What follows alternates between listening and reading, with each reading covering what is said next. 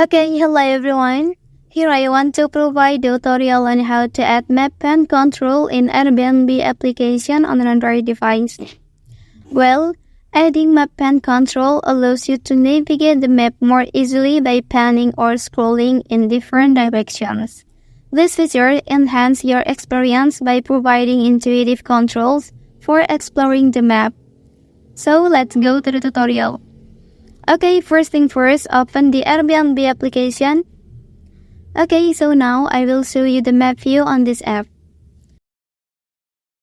Okay, and here you can see that there is no pan control.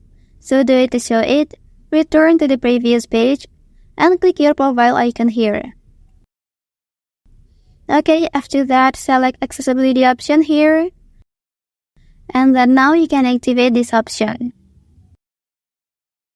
Okay, after activating and then back to the main page and click map option. So finally, the pen control is successfully added to the map view. Okay, that's the tutorial on how to add map pen control in Airbnb application on an Android device. If you are helped by this video, don't forget to like and subscribe to get other information from this channel. Thank you.